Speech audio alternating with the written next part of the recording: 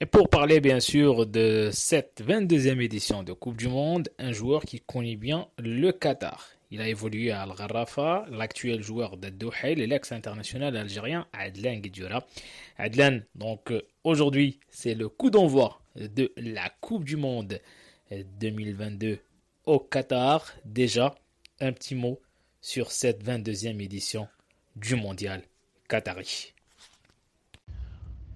Je pense que ce sera l'une des plus belles Coupes du Monde de l'histoire, sachant que ce sera une Coupe du Monde compacte où on pourra justement être tous dans un même endroit. En général, les Coupes du Monde se situent sur différentes villes, mais là, on aura l'occasion de pouvoir voir plusieurs matchs et je pense que c'est ça, le sentiment d'unité d'une vraie Coupe du Monde se trouvera à Doha, Inch'Allah.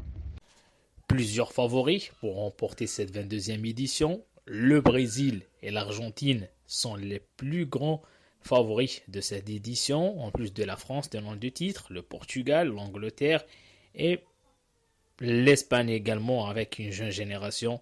Selon vous, Adrien Gdura, qui sont les plus grands favoris pour remporter cette édition? Je pense qu'il y a plusieurs favoris, sachant que c'est une Coupe du Monde très ouverte. Il y aura notamment le Brésil, l'Argentine, la France, l'Angleterre, le Portugal.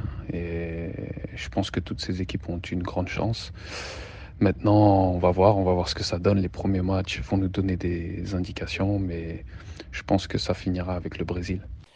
Une dernière question, Adlan, concernant bien sûr la participation arabe et africaine avec les Africains portés par le Sénégal, champion d'Afrique en titre, mais le Sénégal va jouer cette compétition sans la superstar sénégalaise Sadio Mané, deuxième du dernier Ballon d'Or. Sadio Mané a déclaré forfait, un coup dur pour le Sénégal. Pour les autres représentants africains et arabes, selon vous, qui peut en moins décrocher son billet ou sa qualification pour le deuxième tour et pourquoi pas les quarts de finale? Ça sera vraiment difficile.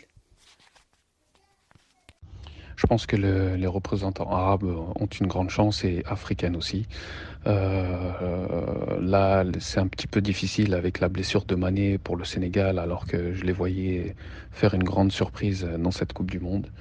Maintenant, pour le Maroc, pour la Tunisie, pour l'Arabie Saoudite et le Qatar, il y a plusieurs équipes arabes, donc j'espère quand même qu'il y aura des équipes au second tour.